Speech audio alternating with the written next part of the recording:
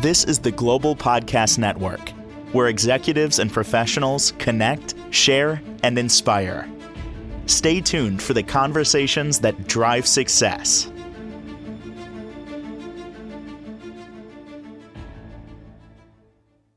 The more and more we get together with this gentleman, the more I find how creative and talented he is when it comes to designing homes. He does them in Nova Scotia, and just breathtaking.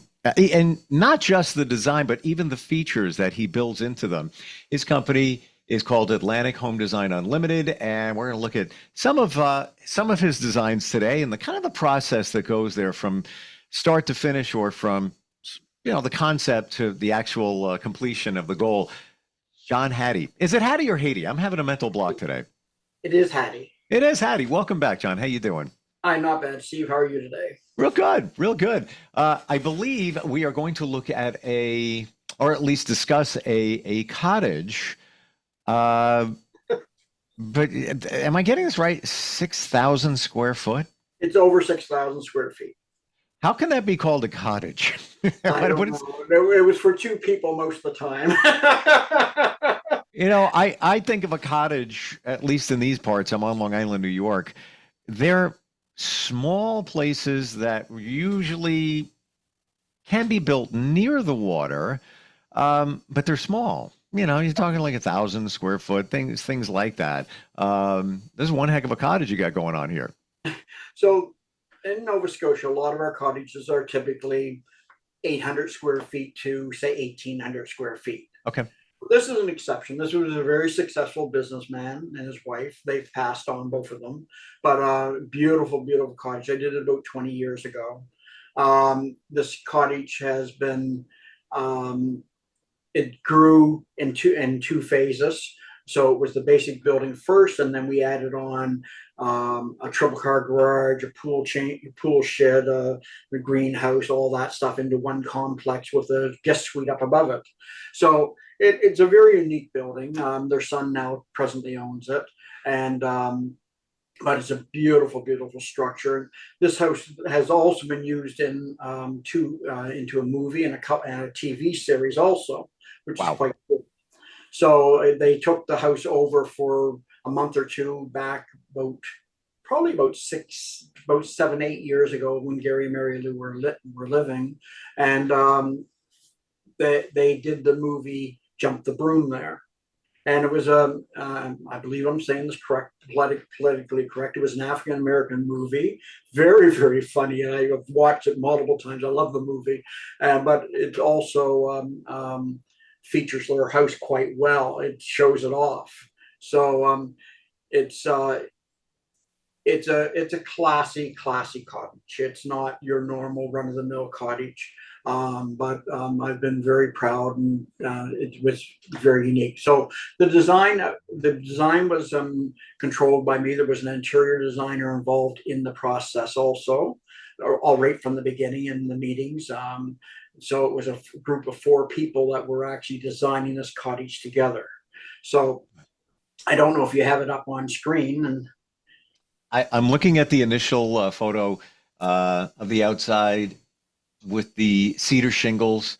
Lots of beautiful windows, very unique windows, I might add. Just different, like best way I can describe. You have a tall window, but then it's broken off with 3 tiny panes at the top of that. I've never seen that before.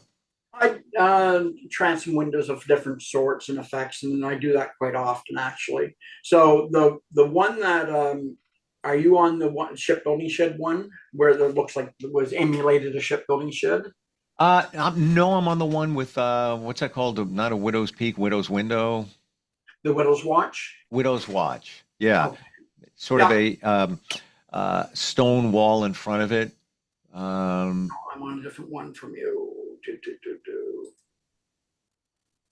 The front. You're in the front one then. You're looking at the front of the building right now. Then. Yes. Okay.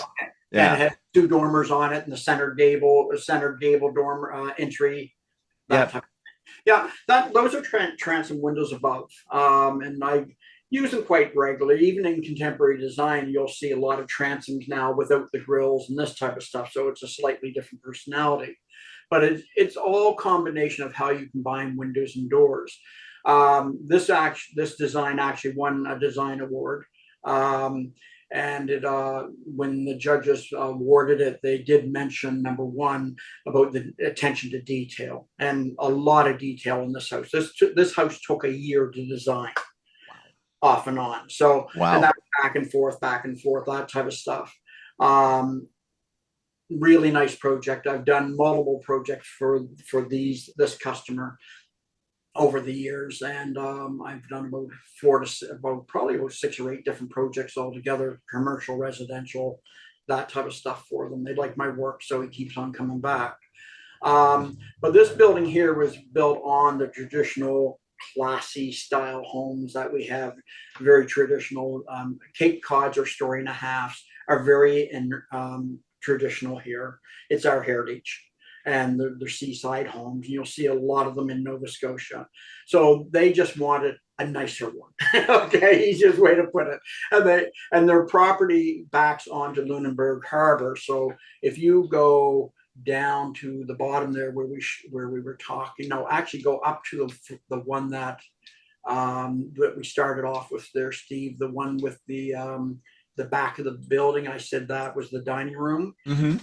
Okay, so you see a half round window on that one on top of the large picture window in the triple combination in the middle.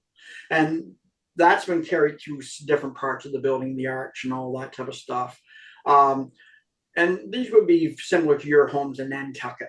Okay, the easiest way to label it. Okay, down in that region. And so this house here, that window looks directly out over Lunenburg Harbor. That window is also looking directly due south. So I'm getting fantastic light into that. That's the dining area of the house. So that's giving me ultimate light all day long. I never go gray inside that kitchen living area. Now the kitchen in that house, so you see the triple windows there with the half round on top. Then you see to the right of it, that is actually a triple sliding glass door combination. And then to the right of that is the kitchen window. So even the kitchen windows have an L-shaped window configuration there. So I'm picking up true east light first thing in the morning, directly through to midday. Then I reflect it through my dining room into my kitchen because it's an open concept. And that dining room has a table that can hold, I think it's 12 or 14 people. It's an 8-foot round table, so it's pretty phenomenal inside. Wow. And that's a vaulted ceiling. It raises up and creates a very interesting ceiling effect inside. Now, this house does look out over Lunenburg Harbor, so just like the one we were talking about 2 weeks ago when we were talking, they also see the Blue Nose going by on their side of the harbor. They're opposite the other house. They're almost directly across the harbor from each other. And this house here also sees the Blue Nose going by on a regular basis. Now, if you go down to, let me just flip down. And by the way, just want to share with everybody, we're looking at these photos on your Google business profile for Atlantic Home Designs Limited. So if you want to do a search for that, that's where the photos will come up. Of course, your website has a lot of great photos and projects you've worked on and designs. This home is not on the website, so we're looking at it on the Google profile. Yes.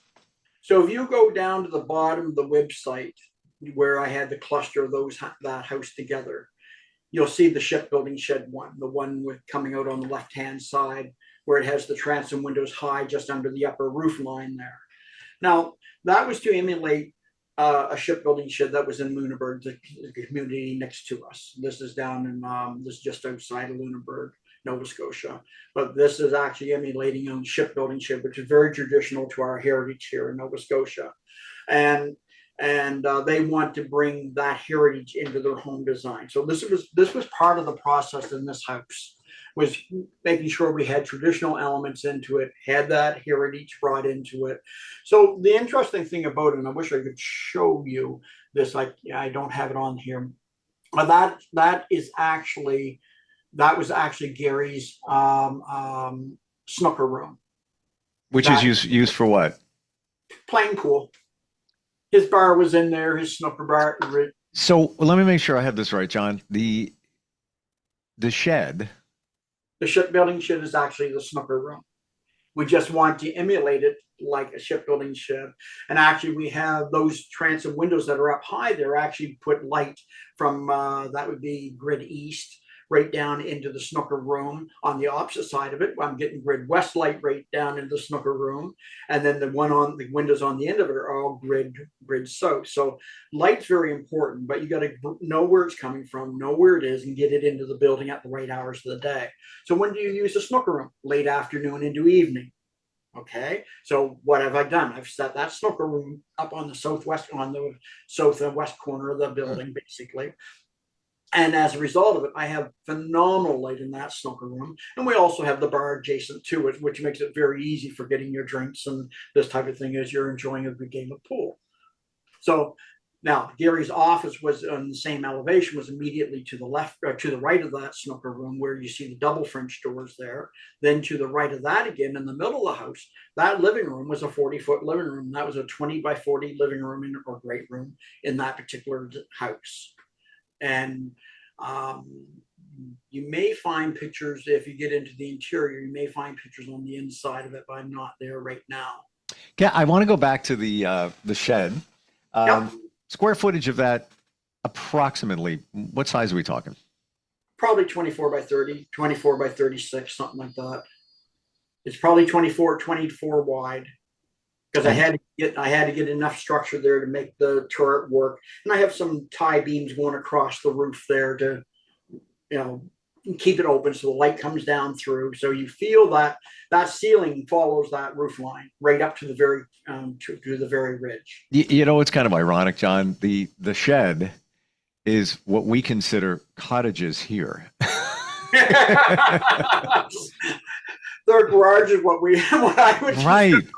Here, so. Get me some running water and some HVAC, and I'll live in that thing. I mean, it's beautiful. I mean, it's just breathtaking. What did they tell you was their vision before you started with the design of all of this? How did they verbalize it? How did they describe it? Okay, first of all, this house is actually on a bridge connected island. Okay, so it had a very unique, it's an old property. It had a farm on it. The old heritage farmhouse is actually still on it.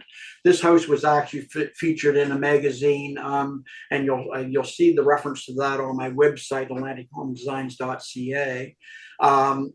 This house was actually featured in Canadian House and Home, and back about 20 years ago, about 15 years ago, I believe. But it was on an island. So you came across the little short bridge. It's only about a 20-foot bridge. It was on a marshland area. Across the little bridge, you're now on the island. You had the old heritage house, which was traditional in its own capacity, and they retrofitted that. They did a beautiful job of that, and that was probably the beginning point of the cottage. Okay, they just wanted something to complement the property. There's barns on the property on the mainland side of the bridge, and then they've got this. So when you drive across the bridge, you are looking at the front of this house as you pass the old farmhouse, which is really cool. They actually removed one or two buildings from the property also. So they knew right up front in this particular case they wanted a traditional design. Whereas the house I built for them down beyond Blue Rocks, about 6-8 kilometers away from here, is actually their boating cottage, because this is too rough an exposure to have a wharf and boat here, because they're exposed to the open harbor. So so we did do another. Now that's contemporary. That's an upbeat style cottage. And I just did that about 3 years ago, before Gary died. But this was the basis of the building, was around this traditional concept. Now, if you look at the one that is, where am I at? Third up from the bottom on the right, that is actually the house, and I've actually connected and you can see the breezeway connection. That is a glassed-in breezeway, so it does on the roof. So it does give some weather protection coming from the house to the garage. The garage is on the left. The garage on the left is a triple car garage. Then it has in behind it has a covered patio sitting area open to the pool on the back of the house. Then also it has a mechanical room for the pool. Also has a changing room for people that are going to go and use the pool that come in to visit. It also has a garden greenhouse around it. It's quite a garage. And then up over it is a 2-bedroom or an open studio loft area with a roof deck on it. And I thought I had that here. Let's see if I can find it. But it is open to it has a roof deck that is open to the back side of the house. They're looking grid west from I think it's grid west from the upper studio area. So it is a guest studio. And again, these spaces were used and featured in the movie Jumping the Broom. Now, recently, just last year, actually, this house was again used in the movie series We Are Liars. And this they've used it all last summer, or maybe a year and a half ago. But basically, it was used for the creation of We Are Liars, which I believe released last year. Wow. There's a reason they pick these homes because they're beautiful. Have you ever, when you presented something to a client, made like a real 3D model? I'm not talking about on screen, looking on a computer, a CAD drawing, whatever it might be, but actual like a model so they can see what it's going to look like. There is actually one in this group, I believe. Or is it in the other one here? Where is that? I have. Oh, okay. If you go about halfway up the right-hand side, you'll actually see a model there. Now, this didn't get built, but I did this for Gary and Mary Lou also. This was the cottage originally that we were proposing. Have you found it? The foam core model? I believe I'm looking at one model. It was a wharf. Say that last part? Is it with a wharf out in front of it? Not sure what a wharf is. You're not around the ocean. You know what? Embarrassingly, I live on an island, so let's just let that go. Well, you must have wharves then. It's a wharf. It's got it was a foam core model that I did for them to represent what I was proposing to them on their property down in beyond Blue Rocks. At first, they were going to put it right down by the water, and the gray. Do you see the gray and the green and that type of thing on it? Yes, and it's like blue tape on the roof. Is that the one? That's the skylights. Oh, those are skylights. Oh, how cool is that? Okay, yes, I'm looking right at it. Very, very cool. So that was the wharf with the float and all that type of stuff. Show how I was representing. They make that work. Now this didn't get built down by the water. They ended up buying another property down there. Also, they bought the end of the whole peninsula basically, and so they ended up renovating one of the existing buildings that were on the property. We turned that into the contemporary design that I was mentioning a few minutes ago. So everything's relevant. So this wharf concept is still very similar to what they've got, but now they have a little contemporary boathouse, and not boathouse, boat storage house, just up at the top end of the wharf. So we used elements of what I've got there, but we didn't do it exactly the same. So they walked away from this concept and they went to the renovation because they changed direction with the purchase of that other building. Wow. So I want to go back to the model because I find that intriguing. It's, call it, old school, but so impactful, giving you a visual and a feel for it. So that's foam board that you put that on? That's foam core there. I just wanted to do a fast model now. I have also used 3D modeling. I don't do it myself, but I have used another company to do 3D modeling for me to do the similar type thing. But I find the foam core model does a real nice job because you feel the depth of the building. Yes.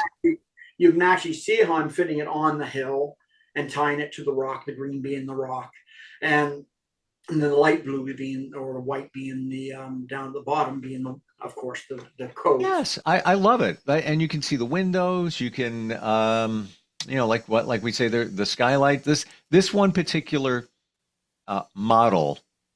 How long did that take you to do? It took me probably 12 hours. Okay. Because I cheated on it. I mean, I actually did that to scale, and I actually took my sketches. Those were based on my sketches, and I took my sketches and blew them up to a certain scale, and then I just cut it out and I cheated. Yeah, but I was probably getting the grade set up. Quite honestly, I didn't even consider scale. I was just looking at what it's could look like as a model, something more tangible. And certainly there's a place for it seeing on screen, like you can move things around, rotate and all of that. But this is just a different vibe. It's almost like, reading a book. Yeah, you can read it on a Kindle, on your phone, et cetera, et cetera. There's something to be said about holding a book in your hands, magazine, whatever it might be. It's just a different experience. How often do you do? This is old school. Yeah. But it still does the job very, very well. Absolutely. And how often do you do the real 3D models? And how do you determine if you're going to do one? Once. That's it. That's my first and last one. Is it really? Because I'm seeing other ones. I thought I saw other ones here on this. The other ones are probably the other angles of that same one. Really? Because I did photograph. Yeah, there's one if you go uphill. No, that's looking at it from the up cove side. If you just scroll up about half a dozen units, and I thought there's someplace. Oh, okay. So I didn't realize that it's the same one. Yeah, but you see your skylights now that you referenced there earlier.